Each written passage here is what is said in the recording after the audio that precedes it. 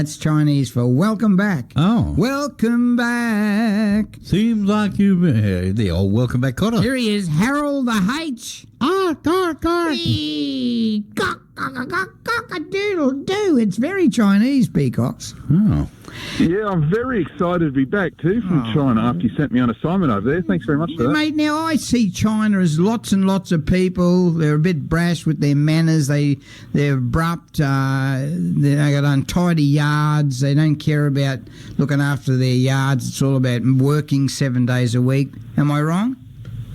I think so, because what I saw, it's like you got the old history of China, then you got the modern commerce of China, and gee, they're both really impressive. Right. Gee, I got a good story from you for you this week, I think, after walking down the old town in Shanghai, which was actually China's Chinatown, believe it or not. They do actually have a Chinatown. Right, Shanghai. We used to play with our Shanghais out in the bush.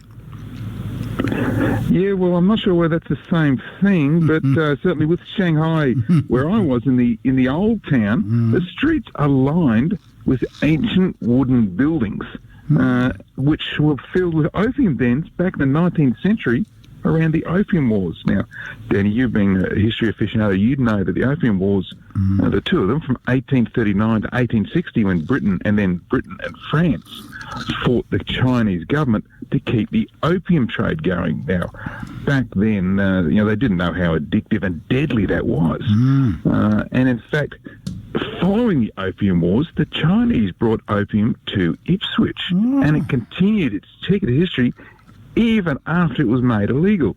Now, look, for example, in 1909, a Chinaman named Ah Su of Harrisville was arrested on the Ipswich railway platform and convicted of illegally having opium in his possession. Ah Su. And another Chinaman, Ah Lan, alias Charlie Allen, he was a cook at the Hotel Metropole, just up there from West Rimmer Radio Studios. What about his cousin?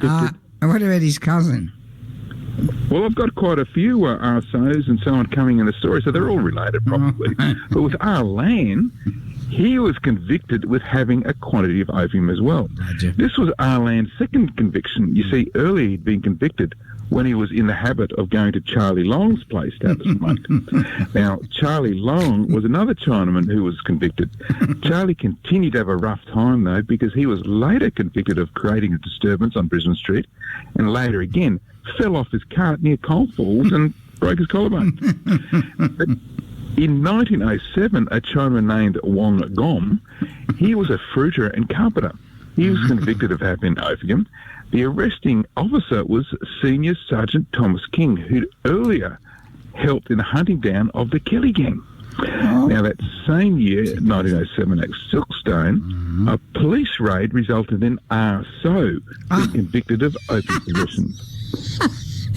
Now later he was working in a garden on the Forest Hill Road near Laidley when he was again raided and convicted of the same offence. Poor RSO. Now, in 1895, before opium was deemed illegal, but there were excise duties, a man named Ah Mann was convicted of illegally selling opium. But opium came to Ipswich well before this. Yeah, and when the British opium trade was at its peak, that's when it came to Ipswich. At the Ipswich Show in 1871, there were a number of excellent horticultural exhibits. Now, William Volsey was an Ipswich councillor, and he'd been responsible for erecting the first building in Ipswich. He exhibited a very fine cluster of oranges, loquats and pineapples. Charles Chubb, he was the solicitor and later mayor of Ipswich. He showed an admirable collection of vegetables and caraway seed and cayenne pepper, which he actually won a prize with. Now, James Hockley, the ironmonger from Mount Walker, he brought in bearded wheat. James Bain, the cordial manufacturer in Martin Street in Ipswich, he displayed soda potash from cottonseed and a first-class piece of rope. But the most interesting exhibit of the 1871 show was by John Harris, the sawmiller from Pine Mountain. He came to town and exhibited an excellent opium plant. His farming of opium didn't help him because Harris later died with an extremely painful attempt to pass a Bladderstone. And then there was the Ipswich show in 1868 when prizes were donated by the leading members of society. Now, Colonel James Grey was Ipswich's first magistrate, the first usher of the Black Rod in the Queensland Legislative Assembly, and Queensland Parliament's first librarian. He donated £1 for the best slab of bacon and £1 for ham. Mrs. Bell, she gave 10 shillings sixpence for a cat. An anonymous donor gave £1 1 shilling for a shorthorn bull. And then there was Frederick Forbes. He was a son of a convict, the local state member and Speaker of the Queensland Legislative Assembly. Forbes donated £1 1 shilling for vegetable oil and another £1 1 shilling for the best opium. Now, Forbes later strangely died after he was found lying senseless on Brisbane Road.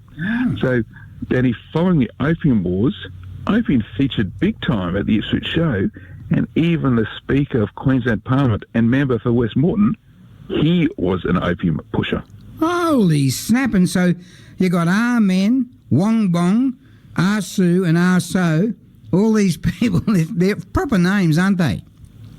Absolutely, yeah. And there was... They're all involved in opium in Ipswich. And then, of course, the politicians get involved. It was a great story, and thanks to Ah Mann, Wong Gom, Ah Soo and Ah So for being part of it.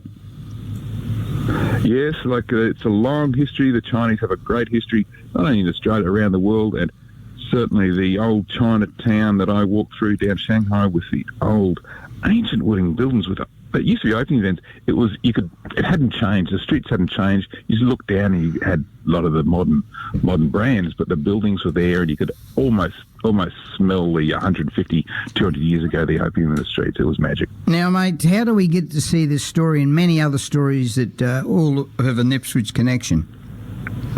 Yes, go to historyouthere.com. It's great to have him back. Harold the H. Peacock, cock-a-doodle-doo. He's one of the best, the great Ipswich historian, and we sent him on assignment. Who's paying for that assignment, by the way, Dave? I think Sparky. We're down Chinatown. We'll get down there and rattle a can. All right, it's 8:20 on West Bremer Radio.